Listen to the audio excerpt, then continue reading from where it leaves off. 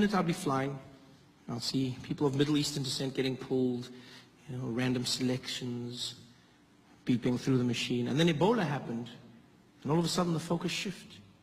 Focus shifted, and now it was Africans getting pulled aside, Africans waiting. Middle Easterners were cruising through security. And then almost as quickly as it started, it flipped back overnight. And I'll never forget when it happened. Right after the Charlie Hebdo attack in Paris.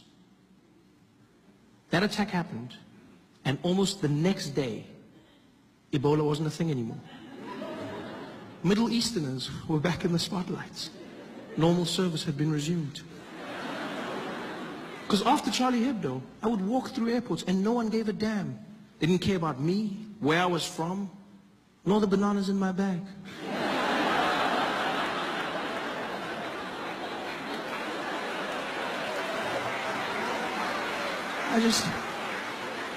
I just cruised through security. Charlie Hebdo. Terrorist attack in France. Everyone led with it. CNN, breaking news, terrorists have attacked Charlie Hebdo headquarters. BBC, and in breaking news, unconfirmed reports saying 12 people have been killed by terrorists who have attacked. Everyone said they were terrorists. It was weird to me because we didn't know that they were terrorists. We just knew that they were Middle Eastern. But immediately we went to terrorists. Because if you're Middle Eastern, that's a terrorist. That's the world we live in now. Yeah. If you're Middle Eastern, terrorism is your trademark. It's so crazy how easy it is to get people to hate a group of people. Because that's what happened. Charlie Hebdo, and then everyone started saying things about Muslims. These damn Muslims. We gotta stop Islam. That's what we gotta do. We gotta stop these Islamists. These Muslims. Now, I'm not saying all Muslims are terrorists, but all terrorists are Muslims.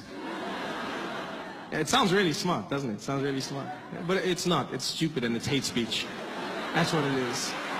It really is.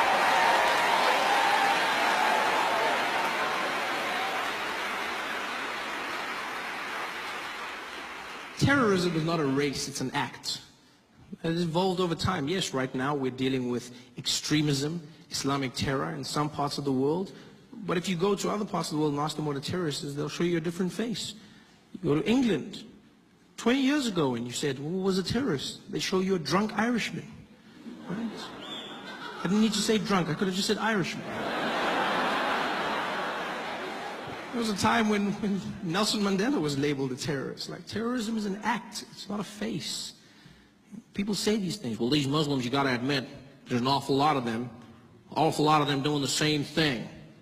Like, yeah, but you know who's not a terrorist? Most Muslims. Yeah, most Muslims are not terrorists. I'm not even Muslim, but it gets to me because I'm like, most Muslim people are not terrorists. You know how you know this? Because we're still alive. Yeah. They've had ample opportunity to take us out, people. There's 1 billion Muslim people on the planet. They've had every chance. They could have killed us using those falafels they sell us after midnight when we come out of the club. They could have wiped us all out. But they're killer kebabs. They've had the means. It's so weird to see our prejudices, the way people are labeled in the media, in society.